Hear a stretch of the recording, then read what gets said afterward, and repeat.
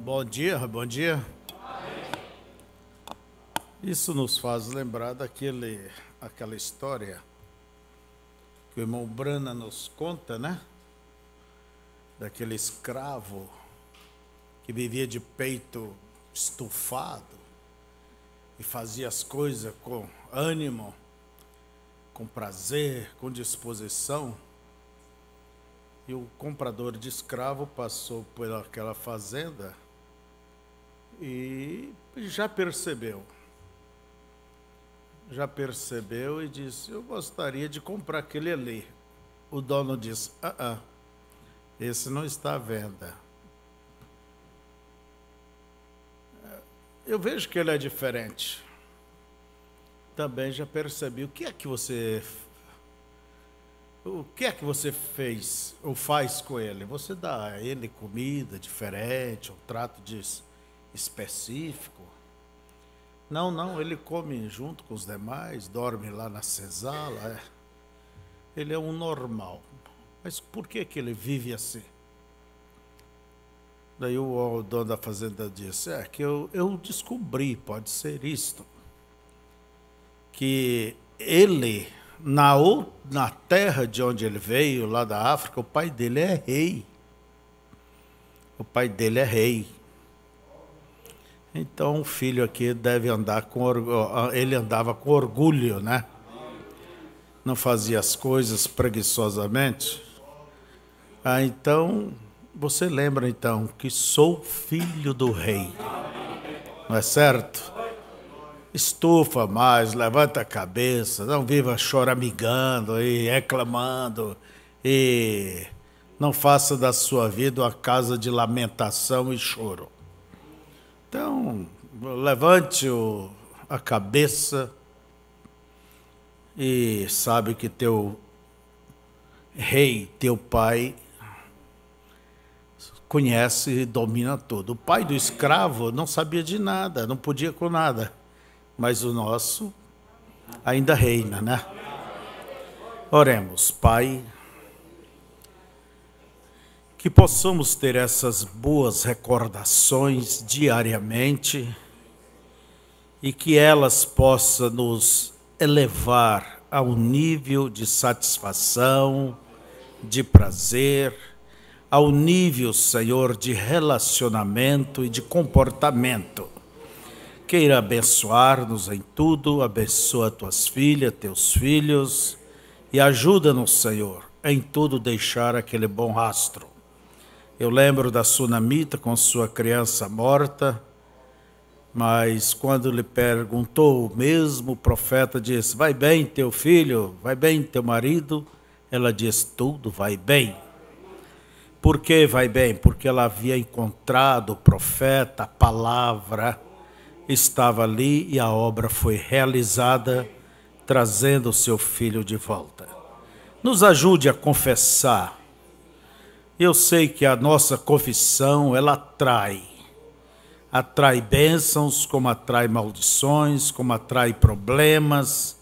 Então, que tenhamos uma confissão positiva, segundo a tua palavra. Em nome de Jesus, toma-nos nesta manhã e fale com a tua igreja. Amém. Nossas saudações a todos os irmãos que estão aí pela internet, né? E têm feito desse momento um momento de culto. Há muitos que fazem um momento de culto. Essa é a maneira certa. Entende? Sua sala, seu lugar aí se torna o quê? Um santuário. E Deus que está aqui, Ele está em todo lugar, aonde Ele é honrado, aonde Ele é respeitado.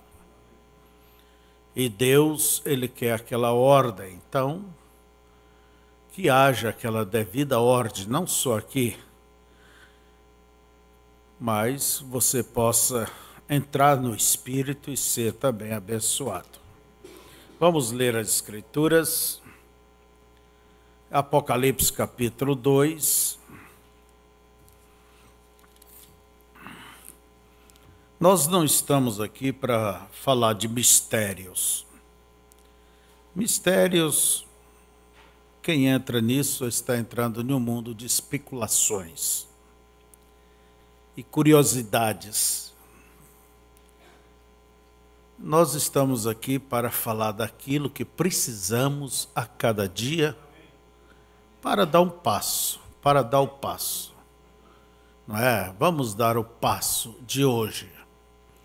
Isso é o que eu quero, é o que você quer, é o que todos nós precisamos. Apocalipse 2, do verso 4 até o 5, 2 versículos.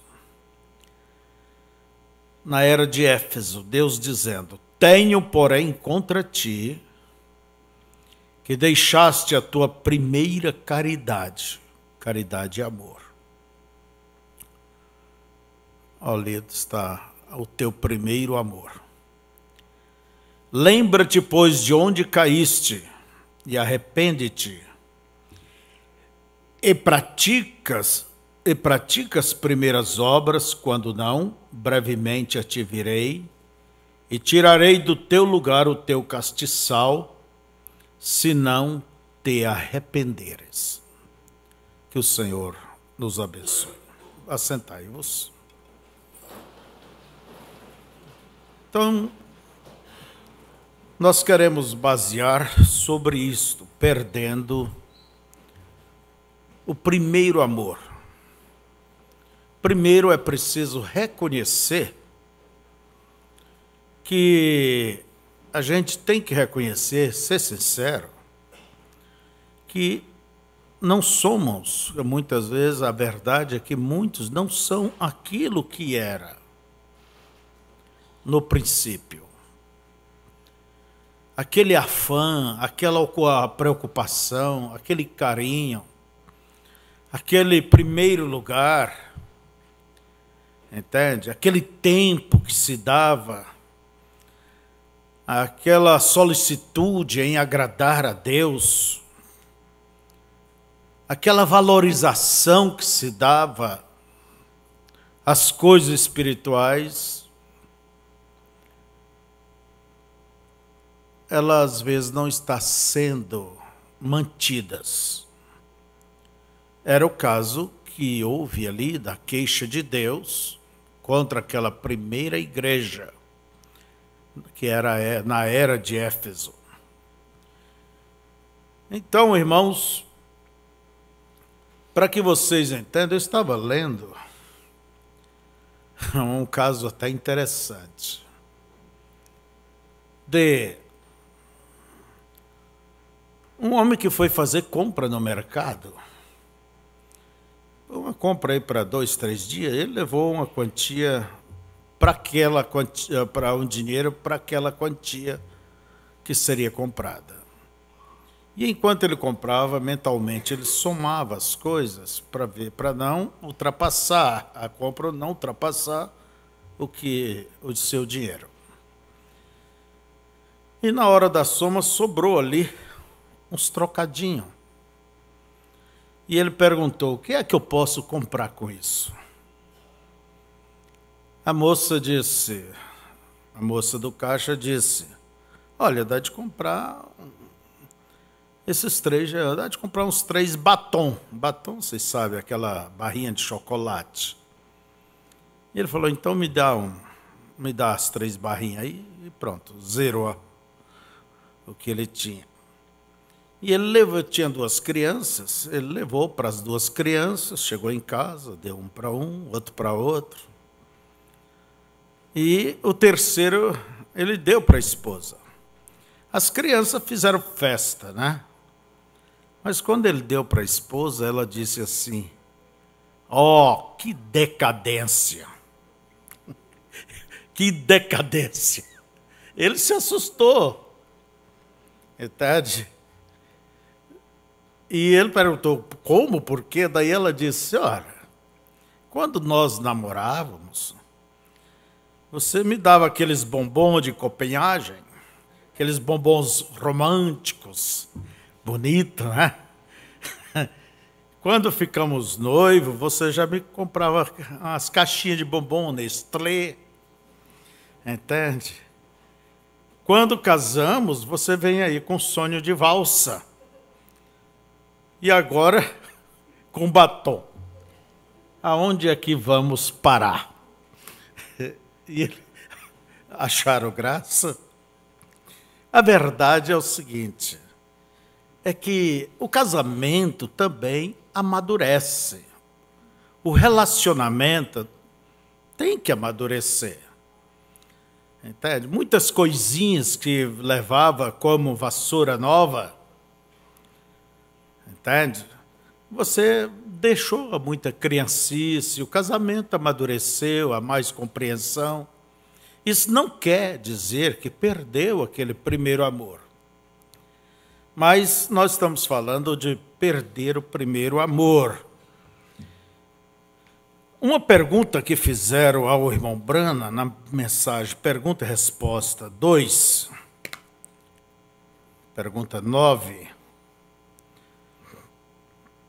A irmã diz assim: irmão Brana, aproximadamente 10 anos atrás, Deus me recebeu e revelou o que era o dom do amor, e do mesmo modo é a minha oração para que eu retorne. O receberei antes que morra? Em outras palavras, ela estava dizendo: eu perdi aquele meu primeiro amor, há uns 10 anos atrás, quando eu tinha, eu perdi, e eu estou preocupada, eu desejo aquilo. Então, olha a resposta do irmão Brana. Agora, ela perdeu seu primeiro amor, veio? Ela se esfriou no espírito. Agora, irmã, talvez porque você ainda vem à igreja e faz o que é correto, não tens perdido a salvação, mas o gozo de tua salvação o tens perdido. Então veja, a pessoa não perde a salvação, mas aquele prazer, aquele gozo. E vocês sabem que o gozo, a alegria, é um dos dons, é um dos frutos do Espírito, não é certo? Entende? É um dos frutos. Mas tens perdido o gozo da tua salvação. Uma vez Davi clamou ao Senhor: Senhor, devolva-me o gozo de minha salvação. Ainda és cristã, porém eu, irmã, o que desejas fazer é, ele mostra o caminho para o retorno. Livra-te de tudo o que sabes, busque a Deus e ore. Esse é o conselho do irmão Brana. Agora, muitos cristãos, muitos de nós temos perdido, entende? Aquele afã, aquele prazer, aquela satisfação, entende? De ir à igreja, de orar, de ler a Bíblia, de falar das coisas de Deus. Aquela preocupação que às vezes leva a gente até pensar sobre que não está fazendo a vontade de Deus. E são as pessoas que mais se preocupam, no final vamos encontrar que são as pessoas que estão fazendo a vontade de Deus. Então, isto é algo que acontece. Pode acontecer, e vocês têm me ouvido por muitas e muitas vezes, dizer que o maior perigo que existe para nós, para o cristão, é justamente o tempo. Porque leva a pessoa a se acostumar, a se habituar. E se não se cuida, faz as coisas mecanicamente. Lembra Isaías capítulo 1, Deus repreendendo Israel, mesmo quando Israel estava fazendo aquilo que Deus mandou. E Deus disse: quem pediu a vocês trazerem sacrifícios? Já estou cansado, não posso sofrer com isto mais.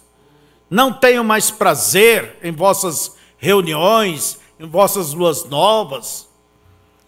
Daí o irmão Branham vem e nos explica na mensagem Santa Ceia. Ali vinha um judeu, a primeira vez, puxando o seu cordeiro. E aquele cordeiro, como se diz, ele era como um filho em casa. Tinha que ser um cordeiro que eles amassem. Um guacho, como dizemos. Era esse que tinha que ser oferecido, porque a morte dele faria a pessoa sentir. Você já chorou por causa do teu gatinho, teu cachorrinho que morreu? Garanto que há muita gente que já fez isto, né? Se cria ali dentro de casa, fica quase como um membro da família. E o dia que morre, ai, ai, ai. É um funeral. Então, você veja, e quando o judeu olhava e via aquele cordeiro morrer, Bali, ele simplesmente ficava contrito, sabendo que por causa do seu pecado, ele foi morto.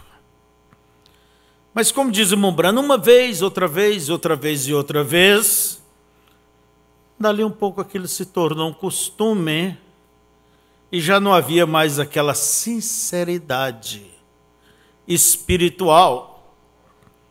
Ela foi substituída pela tradição. Foi o mundo religioso que Jesus encontrou em seus dias. A tradição, o formalismo, havia ocupado o lugar. A ponto que Deus disse: não posso mais, não suporto. Em outras palavras, vocês mudam de jeito, volte a praticar as primeiras obras. E em São João 4:24, lemos: Deus é Espírito. E olha a forma. E importa que aqueles que lhe adorem em espírito. Isto quer dizer de coração e em verdade. Por isso que Davi foi chamado o homem segundo o coração de Deus. Como ele tinha prazer em servir a Deus. E ele diz que mesmo em sua tenra infância, ali na solidão, cuidando das ovelhas do seu pai, ele dedilhava a sua harpinha, louvava a Deus. E Deus olhou e disse: esse aí me agrada. Esse aí se preocupa, me ama. Por isso Deus disse: eu vou buscar o homem segundo o meu coração. Alguém que se preocuparia com o que Deus, com o que ele diria. Esaú não preocupava com o que Deus dizia, mas Davi se preocupava. E quando Davi pecou, Salmo 51, ele deixou registrado, ele não escondeu o seu pecado, ele deixou registrado também no Salmo: pequei, e o meu pecado está diante de mim. Ele não disse diante do povo, diante da igreja, diante da minha família. Não, está diante de mim. Quer dizer, eu vejo, eu sei. Meu coração pesa. E ele grita: tem misericórdia de mim, ó Deus, segundo a tua benignidade. E no final ele diz: restaura-me a alegria da tua salvação. Ele perdeu aquele prazer. Por isso vemos ele gritando o seu arrependimento e pedindo a Deus: me dê a alegria da tua salvação. Talvez você não tem pecado, adulterado e feito coisas terríveis, igual Davi, mas coisas muito menos. Mas aos poucos foi sufocando, foi matando. Você quer apagar um fogo? Sufoque aquele fogo. Não deixe ele se alimentar com oxigênio. Aquela chama apaga. E a Bíblia diz: não extingais o espírito. Quer dizer, não termine. Vai sufocando.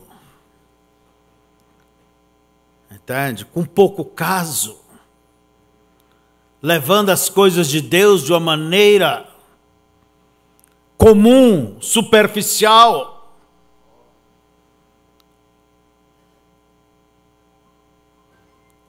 As orações, o canto, a obediência. E isso vai extinguindo, apagando. Mas é preciso orar, pedir a Deus, e como disse o irmão Brano em sua resposta, ele disse,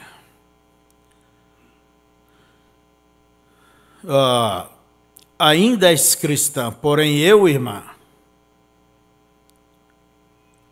quer dizer, eu no teu lugar, né? O que desejas fazer o que tens que fazer é, livra-te de tudo que sabes, busca a Deus e ora.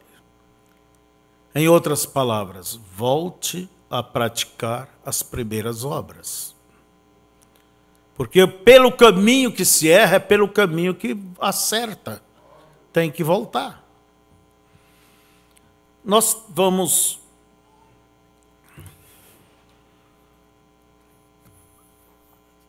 ver o que diz o profeta na era de Éfeso sobre isto. Primeiro, está na página 70, a queixa de Deus. Deus dizendo: tenho, porém, contra ti que deixaste o teu primeiro amor.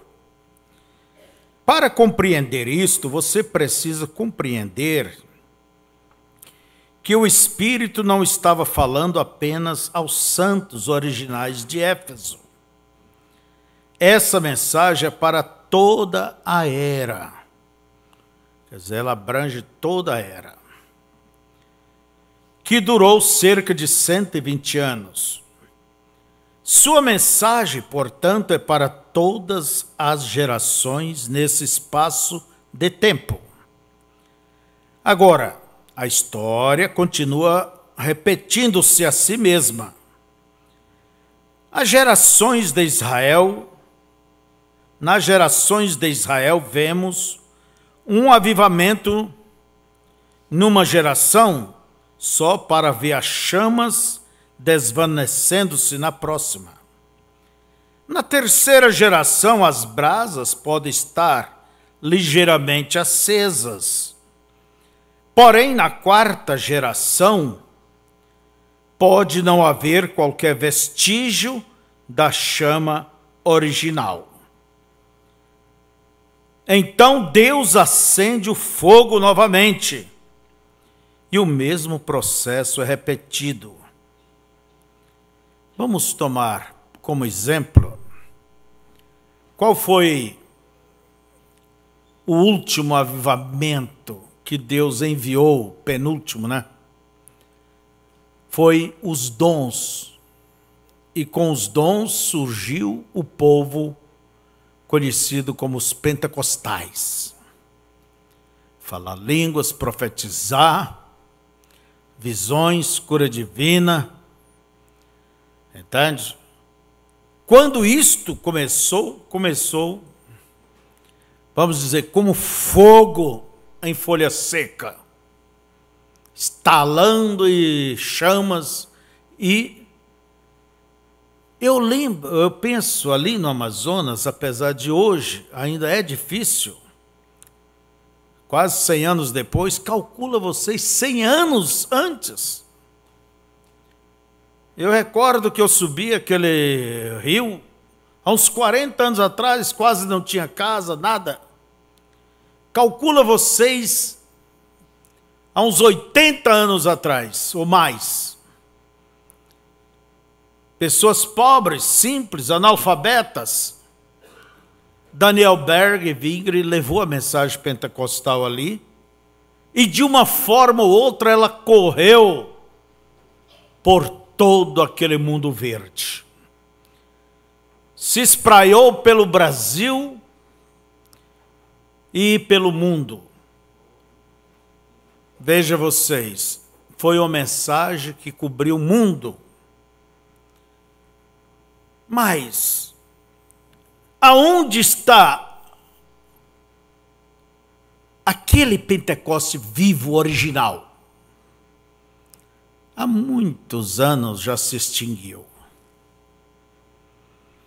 É como diz o irmão Brana, quando chega pela terceira era, terceira geração, a coisa, não resta lá muita coisa. Na quarta, vamos dizer, só alguma cinza um pouquinho quente em algum lugar. Aonde estão aqueles pentecostais? Eu já encontrei pentecostais daquele tempo. Daquele tempo. Tanto no Brasil como no exterior. Dá gosto de você conversar com eles. Mas aquilo não existe mais. Hoje as mulheres andam como quer, pinta, você não vê diferença da mulher mundana, do homem, não vê diferença. Vivem como qualquer outro sistema velho e comprometido com o mundo. Agora a história se repete. Deus levantou, enviou um profeta e enviou a mensagem. O avivamento é a palavra. Mas será que meus filhos terão aquele mesmo amor? Pode ser. São a terceira geração. E os netos que vêm vindo? Queridinhos que são, e os meus são de verdade, não é? Será que, como eles manejarão essa chama? Então, é a história se repetindo, repete-se em nação, como acontecia com Israel. Levantava um profeta, Deus vindicava, Israel se avivava, e logo mais a coisa estava lá de volta. Acontecia também, isso aconteceu com a igreja, na era, e isso acontece com a igreja local, com indivíduo, com família. Isso acontece. A história pode se repetir individualmente.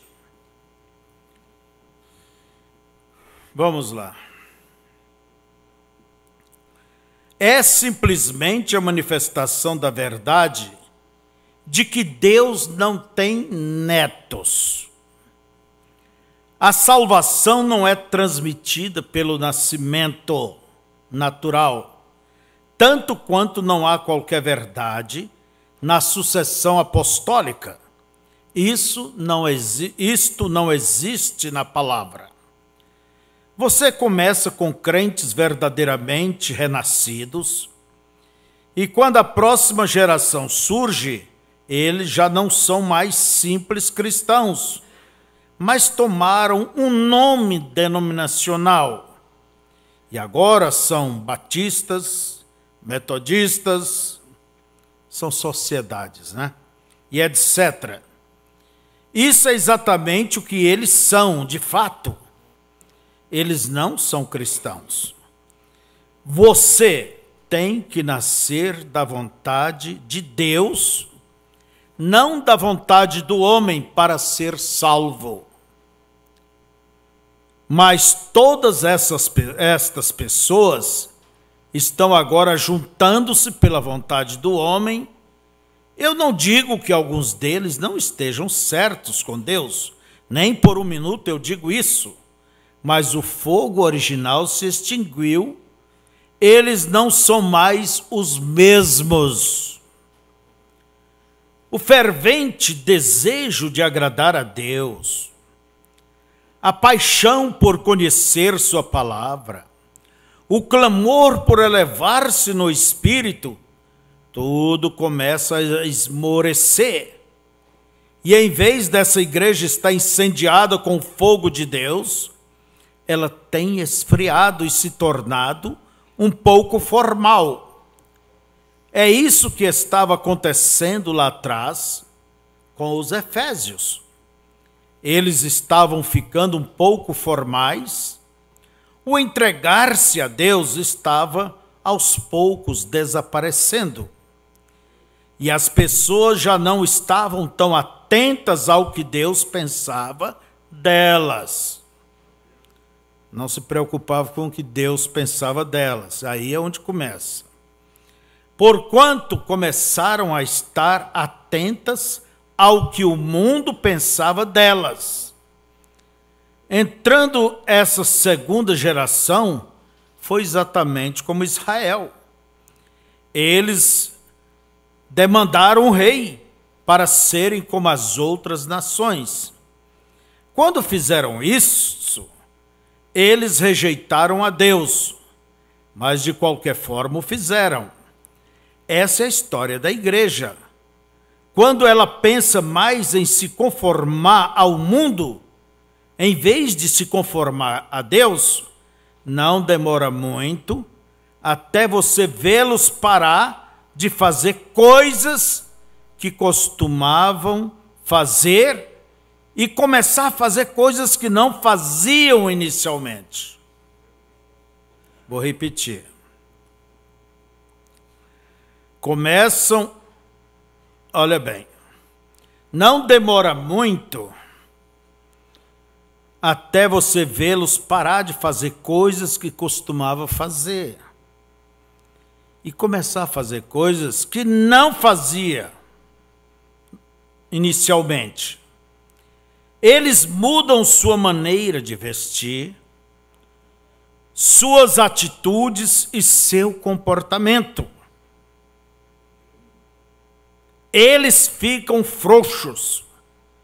Isso é o que Éfeso significa, relaxado, à deriva. Então veja, alguém pode dizer, é vestido, esse negócio de roupa, quem olha por isso tem uma mente muito estreita, BBB. Gente, é Bíblia. Quem não tem compromisso com Deus, não tem compromisso, é porque não tem compromisso com as Escrituras. Não importa o que diz as Escrituras. Porque as Escrituras é o que Deus pensa de você.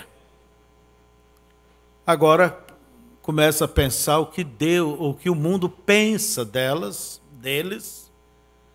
E como diz o irmão Brana, mudam sua maneira de vestir, muda suas atitudes e o seu comportamento. Quer dizer, o testemunho vai indo de água abaixo. O ciclo de avivamento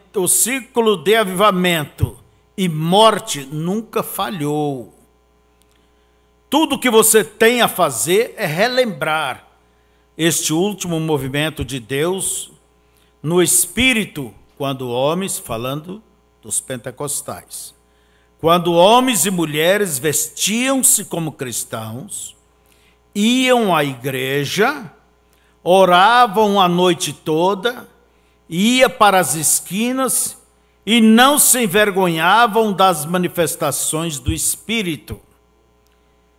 Eles deixavam suas velhas igrejas mortas e adoravam em casas e velhos armazéns. Eles tinham realidade, mas não demorou muito tempo até que começasse a obter dinheiro suficiente para construir belas novas igrejas.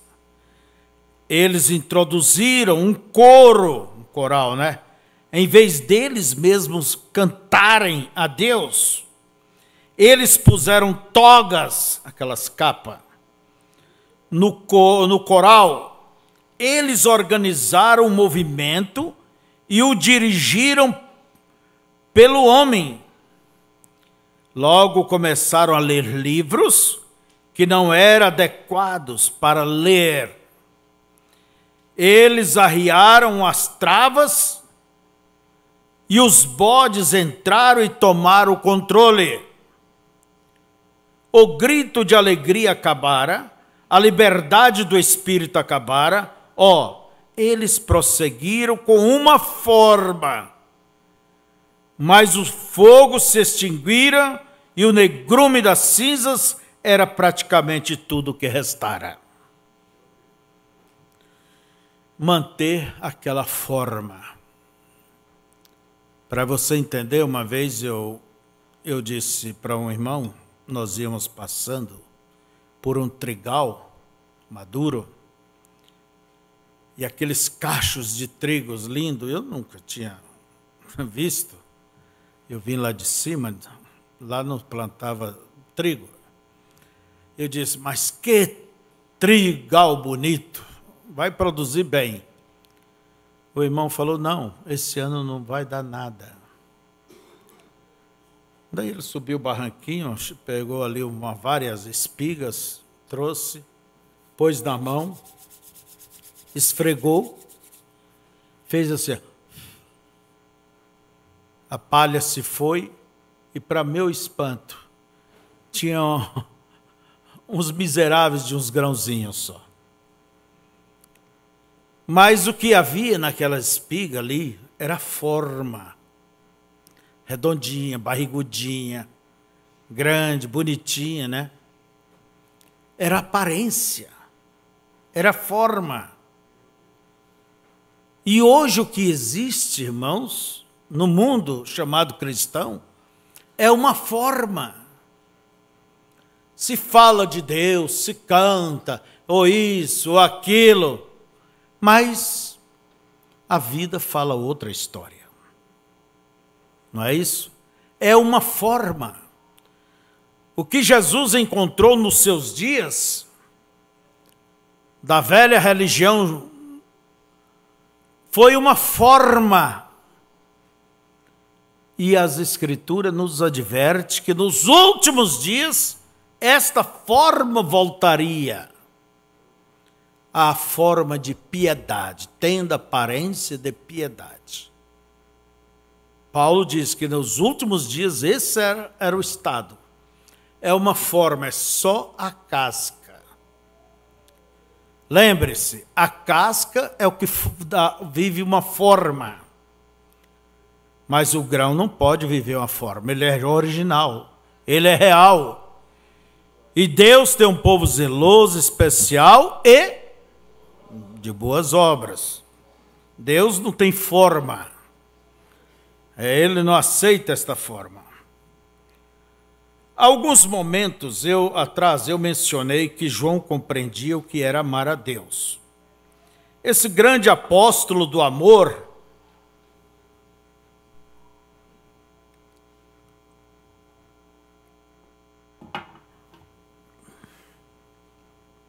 certamente veria quando a igreja começasse a perder aquele primeiro amor de Deus. 1 João 5,3, ele diz: porque esta é a caridade de Deus, que guardemos os seus mandamentos, sua palavra. Um pequeno desvio desta palavra era um passo para longe de Cristo. Eu vou parar um pouquinho aqui, refrisar. Um pequeno desvio. A pessoa interpreta mal a palavra. Não, é só isso aqui, isso não é nada. Não faz diferença. Desloca a palavra. Parece que não é nada. Parece. Mas o atirador sabe que ele tem que manter o rifle ajustado na mosca, lá no alvo. Porque um pequeno desvio aqui, um tremer, uma mínima milésimo. Então, pela distância, quando chegar lá, vai dar longe do alvo. E pecado quer dizer errar o alvo. É isso aí. Então não dá de se brincar. Não. É uma mínima coisa isso aqui. Passa, vai desse jeito. Mas as pessoas mais zelosas são chamadas de quê? Legalistas. Fanáticos, ou isso, aquilo. É o nome que sempre dão. Isso é o que sempre falam. Mas um passo fora da palavra, um pequeno passo. Por isso que eu sou criterioso quando chega em questão de doutrina. Quando é uma mensagem, o irmão Branham ele prega, a evangelística, tudo bem. A gente até resume e prega sobre ela, ou os irmãos. Mas quando é uma questão de ensino, doutrina, temos que ir mais devagar. Temos que ir com mais critério. Não pegar coisas superficialmente. Então, temos que comprovar, ver, porque toda igreja ela tem doutrina, ensino. Se ela não tiver doutrina, então não é uma igreja. Ela tem que ter pontos em que ela crê. Agora, se crê fora das Escrituras, Deus não tem nada com essa coisa dos homens. Deus ele tem responsabilidade com a sua palavra. É isso aí. Então, um pequeno passo, um pequeno desvio. Eva foi um pequeno desvio. E trouxe desgraça ao mundo. Então, é uma pequena coisa. Você já viu um trem de ferro? Ele nunca faz como um carro. Sai aqui e vira uma curva 90 graus. Não. Se você já viu quando o trem ele vai mudar de linha, encosta a metade do outro trilho ali e o trem vai se desviando pouco a pouco e ele caminha junto, olha bem, quase junto com a linha mestra, a linha original. Ele vai paralelo, vai. Por isso que tem doutrinas, certas coisa, você diz, mas e a mensagem é tão parecida? Mas não, nem tudo que brilha é ouro. O que faz uma nota ser falsa é um pequeníssimo detalhe. Não é metade dela, não é uma mudança de cor, não. É uma um mínimo detalhezinho, escondidinho ali na sombra, é a mínima coisa. Você fica, o dia que você for, vai pagar alguma coisa, você vê que as pessoas passam ali o lápis, olha, põe na luz, elas estão comprovando, ver se é verdadeiro ou não.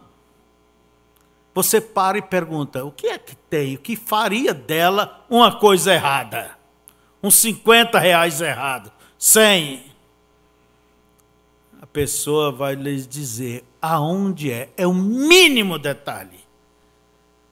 Como diz o irmão Branham, a serpente pregou 99,9% da palavra para Eva. Irmãos, um pequeno passo fora da palavra, pequenino, é um grande passo longe de Deus. Porque a tendência daquilo é ir se abrindo. É ir se abrindo. As pessoas dizem que amam a Deus. Elas vão à igreja, até mesmo gritam e se regozijam e cantam e têm momentos de grandes emoções. Mas quando tudo termina, observe e veja se elas estão nessa palavra, andando nela, vivendo nela. Se passam por todas as outras coisas e depois não andam nessa palavra. Elas podem dizer que amam a Deus, mas suas vidas contam uma outra história. Eu não sei se João não viu muito disso antes de morrer. Pessoas dizendo que amavam a Deus, porém não obedecendo sua palavra. Ó igreja de Éfeso, algo está acontecendo com você. Alguém está tentando acrescentar a essa palavra ou tirar dela. Mas eles o estão fazendo tão sutilmente que você não pode vê-lo.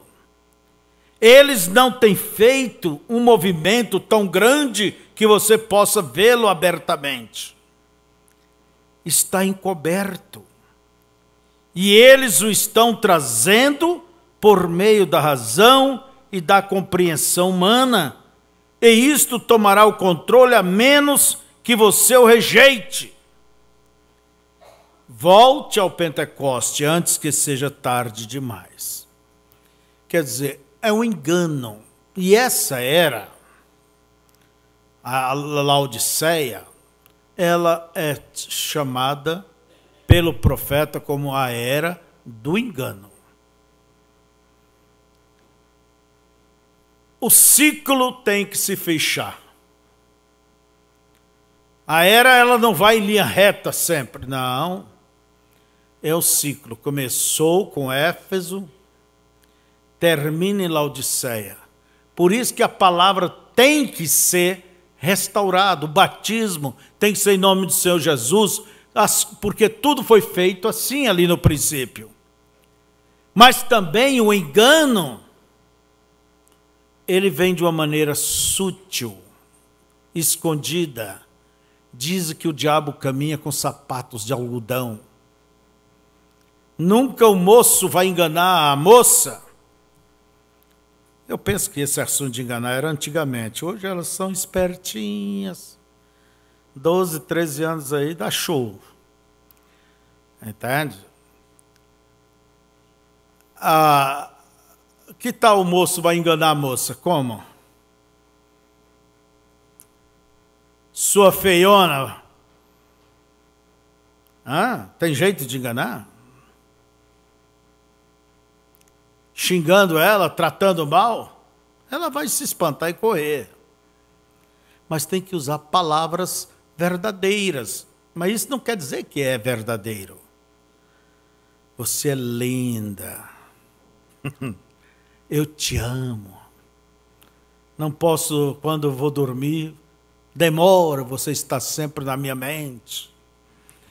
Aí começa, e a bobinha começa a respirar. Achei quem morre por mim. Morre? Então, veja vocês. Tem que usar coisas certas. A serpente usou coisa errada? Não. Não disse Deus que vocês podem comer de todo fruto? Deus disse. Entende? A mistura, o diabo, ele foi o primeiro pregador. Foi o primeiro que pregou para Eva. Então vejamos aqui. Mas, como sempre, as pessoas não prestam atenção à advertência de Deus. Esse fogo de avivamento edificado sobre a sagrada palavra é tão maravilhoso e a manifestação do Espírito tão abençoada que um pequeno temor se insinua e um sussurro no coração diz: como podemos proteger esta verdade que temos? Quer dizer, a pessoa quer proteger. Os luteranos queriam proteger a verdade que veio por Lutero. Tiveram que fazer uma cerca ao redor, um curral daquela verdade.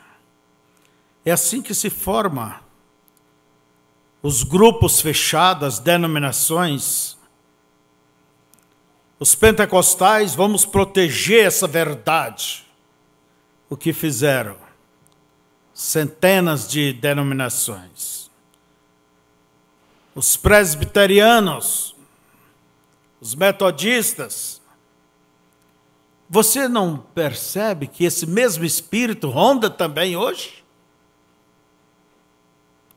O espírito nicolaíta? Vamos proteger. E termina, coloca aquilo numa camisa de força. Se Deus deu, eu vou parar aqui um pouquinho. Deus vai cuidar. O grande erro de Israel foi quando eles disseram: queremos um rei. Vamos ser como as demais nações, vamos ser como as demais igrejas. Antes disso, quando chegavam os problemas, Deus levantava um homem, ele era chamado juiz. E Deus usava aquele homem e levava o povo adiante, a liberdade. Quando vinha a crise na igreja primitiva, no início, era a mesma coisa. Os ismos sempre houve, mas Deus sempre lidava com aquilo, ia acabando, morrendo com o tempo. Por isso, quando vem um ismo, ou surge aí, aquilo parece que a verdade vai queimar tudo. Que nada, fogo de palha, esperam alguns anos, um pouquinho aí, coisa já vai mudando, e vai morrendo, vão dando outras formas. Nada melhor do que o tempo. Nada melhor do que o tempo. Então, veja, quando surgiu o movimento, se eu não me engano, montanismo, pelo ano 156, daí todo mundo se uniu. Vamos nos unir, nos proteger contra isto. Uma boa coisa. E esses que se uniram eram chamados católicos, quer dizer, os cristãos antigos, verdadeiros, que mantinham a doutrina, católicos. Mas logo que terminou aquele ismo, a coisa eles venceram, eles não desmancharam aquela formação. Israel, quando o inimigo vinha, eles se reuniam e aquele juiz levava a batalha e tudo, ganhava. Mas surgiu alguém e diz, vamos, queremos um rei. Queremos ser como as demais nações. E assim aconteceu com a igreja. E alguém, aquele espírito nicolaíta, tomou o nome de católico e simplesmente, como somos os verdadeiros, e formou o quê? A denominação, a primeira denominação no mundo. Igreja Católica, apostólica, não tem nada de apostólica. Olha bem, romana. Não diz da palavra, de Roma. Lá está o cabeça. Então, vocês vejam, aquilo que o homem faz, termina aquilo amanhã sendo uma coisa pior. Por isso você vai, combata e depois deixa na mão de Deus. Deus sabe o que faz. E eu sou contra realmente, eu entendo, Deus me deu, pelo menos eu posso dizer pela graça de Deus. Eu creio que eu vejo bem essa questão por dentro da mensagem da Bíblia. Esse espírito nicolaítismo, esse espírito de grupos. E você pode ver que uma doutrina sempre forma uma pequenina denominação. Eles acham que só eles é que são. São reis dos seus próprios umbigos. É isso. Agora não vamos fazer da mensagem, entende? O nosso próprio umbigo. Não vamos criar um sistema. Mas, pastor, existe perigo? E claro que existe. Não somos melhores do que ninguém.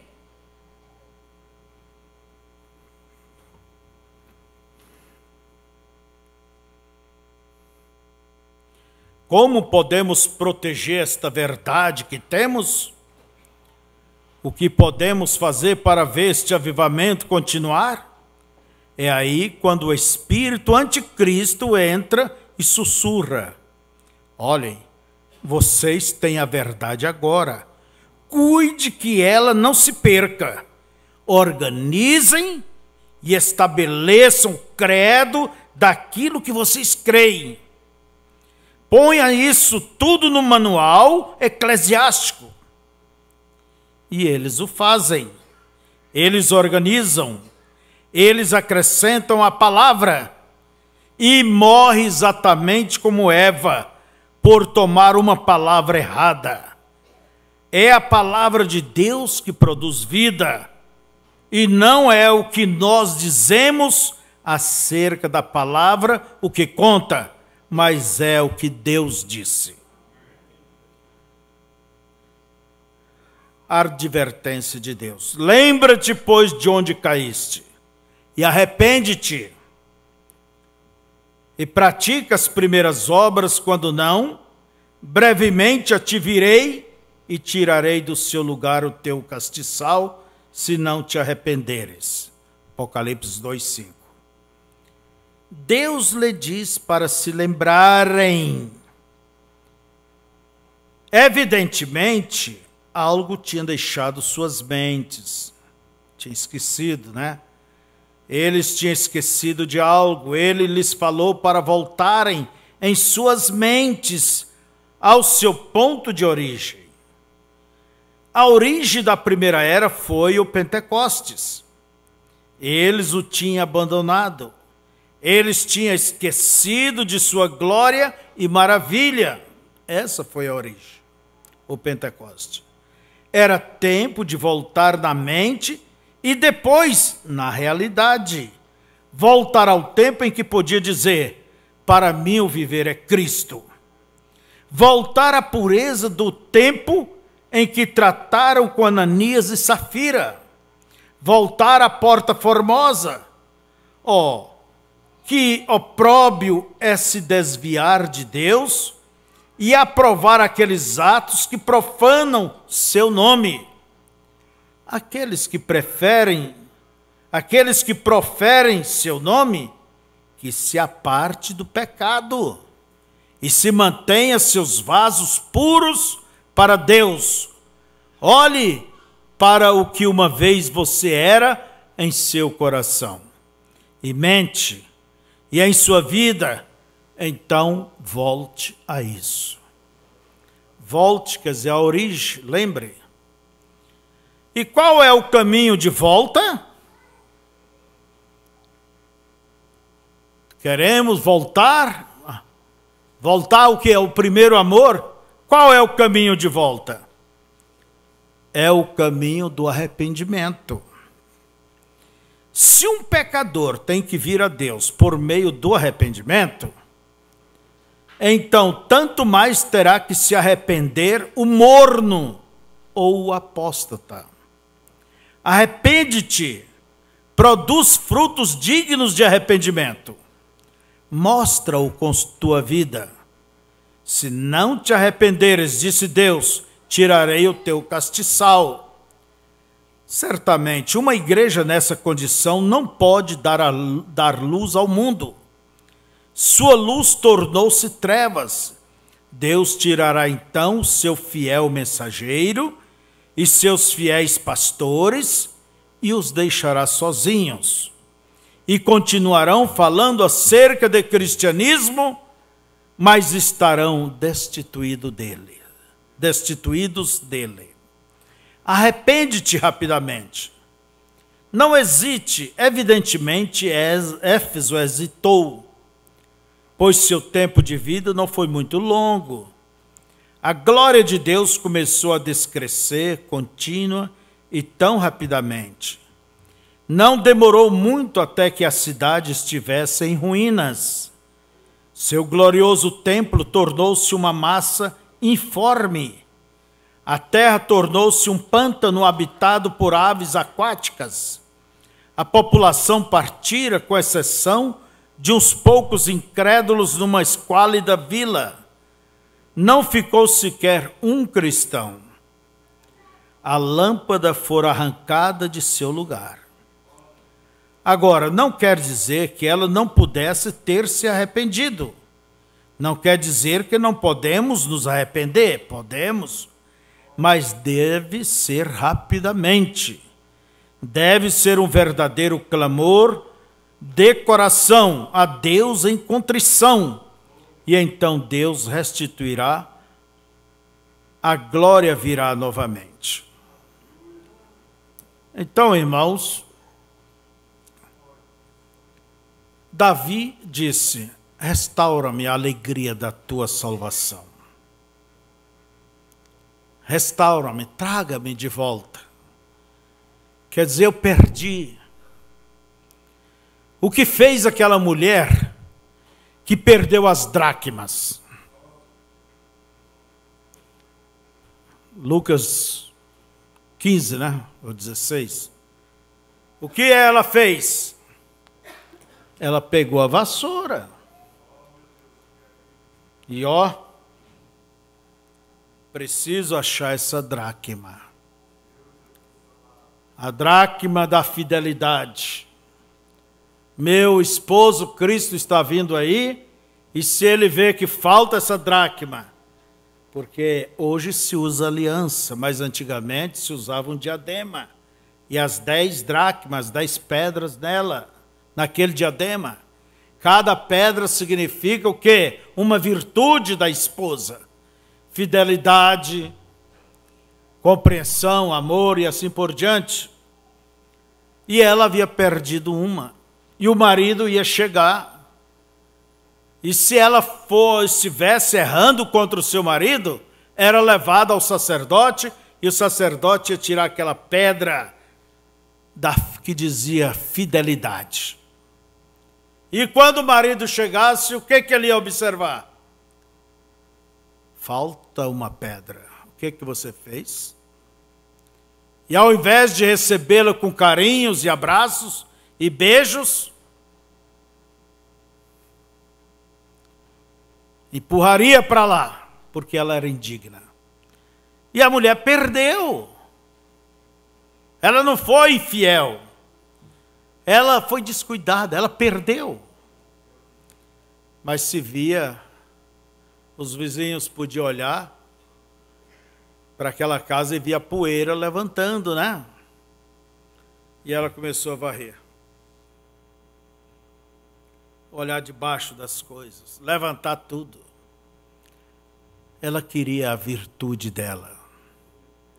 Ela queria aquilo que ela perdeu. E hoje não tem perdido só uma pedra, mas quase todas, ou todas. Igreja, é hora de pegar a vassoura, fazer uma investigação na vida. Começa pelas gavetas, o guarda-roupa, essa Bíblia amarelada, esquálida, que está ali fechada, aquele montão de mensagem. Você acha que o montão de mensagem vai te levar? Ele vai te condenar.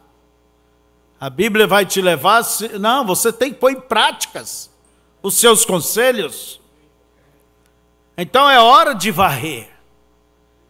Se você tem perdido aquele amor, aquele carinho, entende? Pergunte, por quê? Aonde que eu perdi? Há um ditado em Goiás que diz, vai buscar a rodilha lá onde quebrou o pote. Carrega o vaso na cabeça, né? Ali põe uma rodilha de pano para maciar.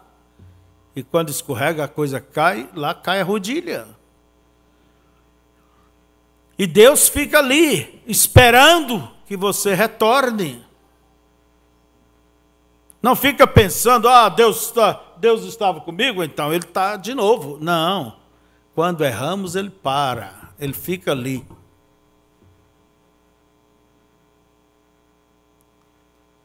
E se a pessoa obtém a companhia dele, é de uma maneira permissiva. Isso se traduz inferno.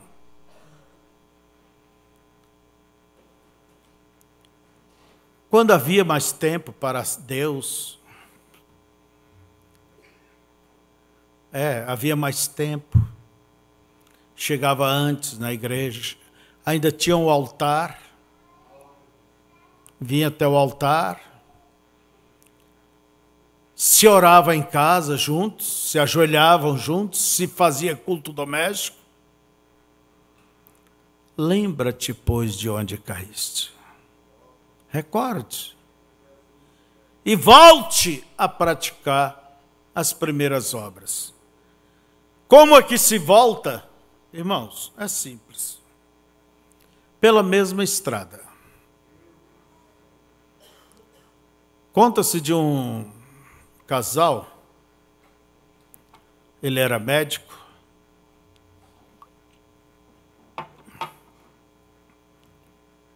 e nos primeiros tempos, sabe, a coisa maravilhosa, né?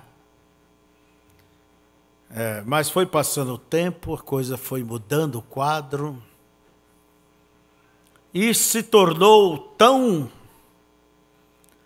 pesado o ambiente, apesar de nem terem filhos, e a coisa estava indo, pensando já até em separação. Ela já pensava, e ela foi buscar um conselho, e ela conseguiu alguém que lhe aconselhou certo, porque hoje o problema é aconselhar certo, né? Todo mundo vai, como diz, no show da maioria. E daí alguém disse para ela, ela disse, olha, eu vejo que isso antes era assim, assim, hoje coisa está assim. Daí falou, você volte, pratique as primeiras obras, faça o que você fazia no início. Como? Como é que você fazia? Eu chamava ele querido. Quando ele saía, eu dizia, não demore muito, volte logo. Eu esperava ele com isso. Daí a mulher falou, então comece. Daí o marido chegou em casa, né?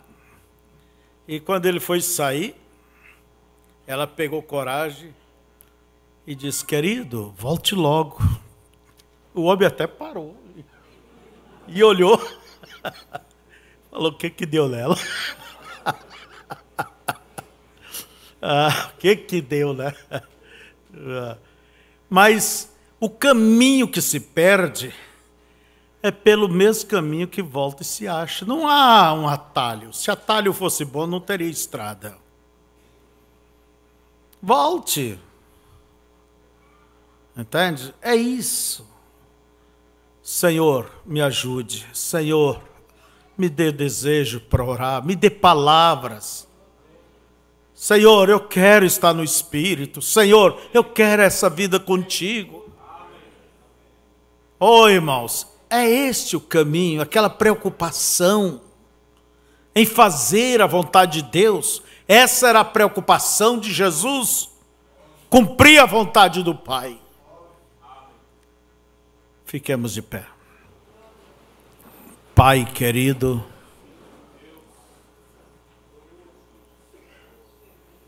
ponha essas palavras, Senhor, o que tivemos aqui, ponha como um alerta no mais profundo de cada coração e conceda a cada um aquele querer, aquela humildade, aquela vontade. Ó Deus, como disse o Senhor, volte, pratique as primeiras obras.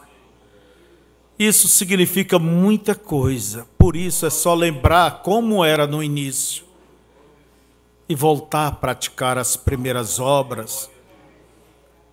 E aquilo haverá de renascer, aquela planta haverá de voltar a crescer, assim como a vara de Arão rejuvenesceu. Em uma só noite ela reverdeceu, criou casca, deu galhos, criou folhas e deu frutos. Tu és poderoso para de uma vara velha e seca fazer ela ser algo novo e perfumado. Senhor, eu peço que o Senhor tome todas essas vidas que estão tão secas, tão distante, Senhor, de Ti, e que o Senhor rejuvenesça. Faça com que sinta e tenha em seus corações, sinta a Tua presença, Senhor. Eu lembro de Sansão, naquela situação, a sua brincadeira, o seu descuido levou ele àquela prisão, perdeu a visão, e ali estava ele ouvindo os gritos, as críticas, sendo um palhaço para os seus inimigos. Mas ele pediu e foi até aquela coluna. E ele voltou o seu rosto para Ti, Senhor, e o seu coração. E daquela cova onde antes jazia os seus olhos, quem sabe ali brotou água. E ele disse, Senhor, somente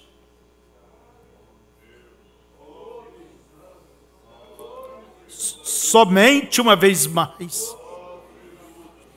Oh Deus, Tu escuta as orações, Tu escuta o choro, Tu conhece a necessidade de cada um, da Tua filha, dessa jovem, deste lar, deste moço, deste homem, deste ministério, daquele. somente uma vez mais.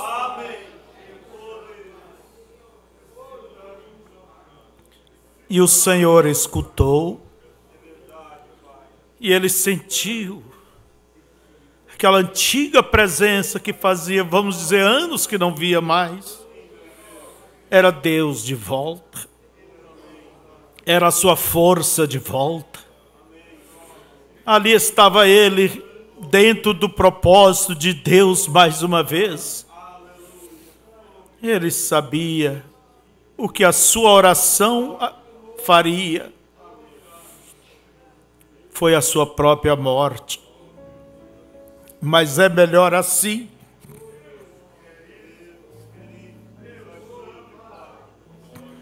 Do que eu viver como cristão fracassado, como uma estátua. A mulher de Ló virou estátua. Estátua não anda, não cheira, não sente, não vê. É só uma forma. Não deixe ninguém viver uma forma de cristianismo. Nunca permita que esta igreja venha se tornar uma forma, Senhor. Mas que o Senhor possa operar. Trazer vida em cada coração. Aquela presença, aquele companheirismo, aquela intimidade. Aquela afinidade, Senhor. Pai, em nome de Jesus, dê forças para que aquele que precisa se levante e faça como aquele pródigo. Ele caiu em si e a igreja deve cair em si. Esse homem, essa mulher, essa pessoa cair em si e ver a sua condição deplorável e dizer: levantar-me-ei e irei ter com meu Pai. Direi: Pai, pequei contra os céus, contra ti. Não sou digno de ser chamado teu filho, mas me dê um lugar. Me dê um lugar que me satisfaça minha alma, minha vida. Pai, em nome de Jesus eu rogo misericórdia e graça. Em nome do Senhor. Ore a Deus.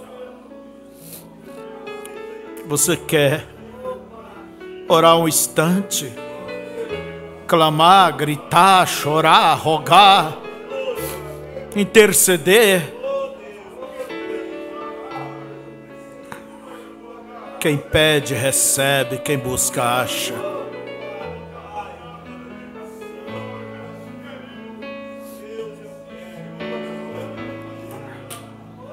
Você quer vir à frente? Venha. Se quer prostrar diante de Deus, se prostre.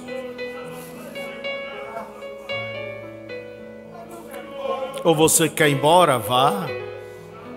O culto já terminou.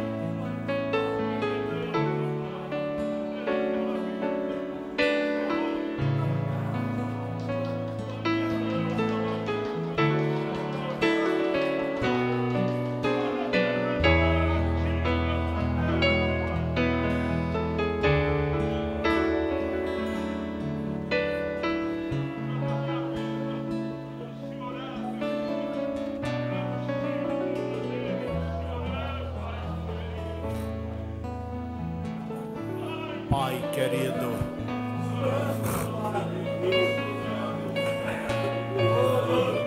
Desça sobre o teu povo o teu manto e aqueça cada alma. Renove a cada um, Senhor. Tire todas as coisas erradas que têm roubado a alegria da salvação.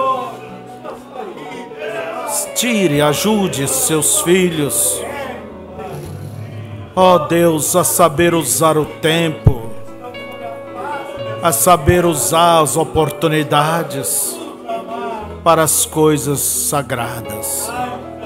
Abençoa-nos, ó Deus, ajuda-nos nessas horas finais. Sabemos que estes momentos finais são momentos decisivos, Senhor. São momentos de vida ou morte. Não deixe com que ninguém naufrague, pereça. Mas eu quero lhe pedir que o Senhor conceda a vida. Tome cada um, Senhor, e renove. Renove, ó Deus, refaça. Que o teu Espírito possa vir e operar. Senhor, tira todos os hábitos sujos. Santifique o olhar, o falar, o pensar. Ajude a sermos mais aplicados às coisas de Deus. Venha, Senhor. Traga a tua alegria, a tua satisfação para todo aquele que perdeu a alegria, que perdeu o prazer, que perdeu a satisfação, Senhor, perdeu o primeiro amor. Pode o Senhor restaurar. Em nome de Jesus, Senhor. Como eu disse, o caminho de retorno é o mesmo pelo que se foi. É por ele que temos que voltar. E o Senhor diz: volte e pratique as primeiras obras. Em nome de Jesus, não deixe cair no esquecimento,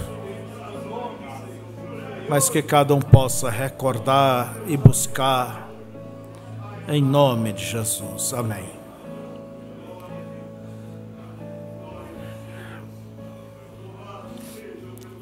A igreja, há algo que eu quero dizer a vocês há muito tempo. É hora de buscarmos as manifestações sobrenaturais, começar a orar. Entende? Para que Deus se manifeste. Todas as manifestações de Deus são sobrenaturais. Então, temos que buscar, orar, que Deus nos desperte para jejuar, para buscar. E você põe sua oração para que Deus comece a se manifestar. Fazer coisas que nunca vimos em nosso meio.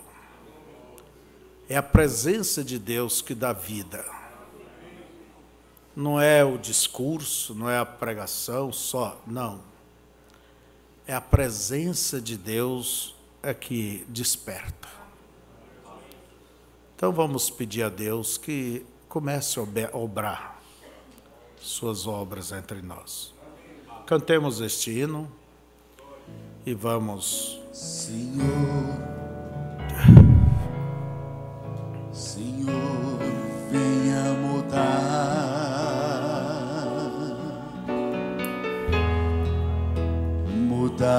meus pensamentos,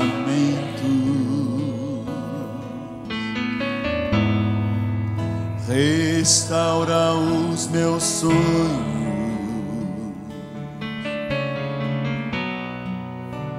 E os meus meu sentimento.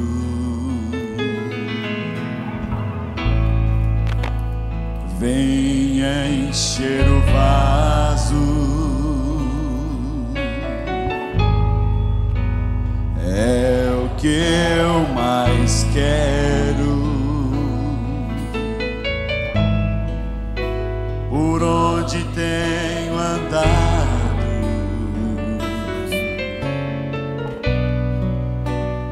sempre está por perto. Renova-me